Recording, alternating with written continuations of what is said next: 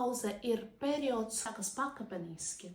Pirmie zvaniņi var būt jau pēc 35, bet 40 gadiem. Tas vēl nav īsta perimenopauze. Tas ir laiks, kad sākas pirmas hormonālas pārmaiņas. Sieviete sajūt, ka mainas cikls, veiksmes gadi viņš kļūst vieglāks, īsāks, un tā ilgst gadi 10, pat vairāk, un pakāpeniski šī funkcija beidzās. Šīs dāmas sūdzās dzīves kvalitāte krietni retāk.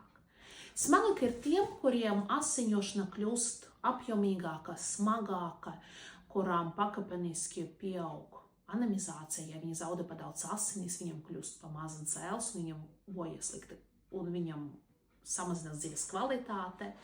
Bet tas ir ne tikai asiņošanas, tas ir gļodadas paliks sausākas, jo mainās hormonālais līdzsvars, parādās sūdzības arī par izmaiņām ne tikai sieviešu sistēma.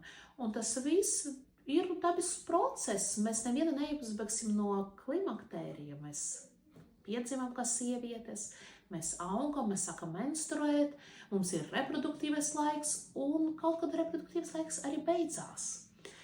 Grūti būt laimīgai un priecīgai, ka tev visu laiku kaut kas sāp vai rada diskomfortu. Tāpēc, kad ir pārmaiņas, kas traucē, tad īsti ir jēga iet pie ginekologa, pie sieviešu ārsta, lai izrunātu tās problēmas, lai tos atrisinātu. Jo katrai sūdzībai visbiežāk mēs varam atrast kaut ko, kas varbūt neizārstēs, bet atvieglos stāvokli. Atceramies, ka arī tad, kad sieviete beidzas menstruācijas, viņas dzīve ar to nebeidzās.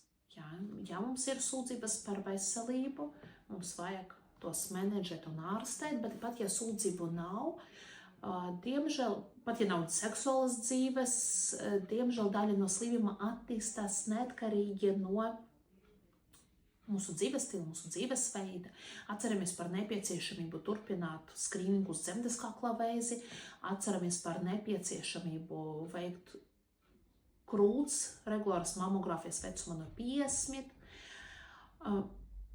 Es gribu aicināt sievietes nekautrēties runāt par ginekologu par savām sūdzībām.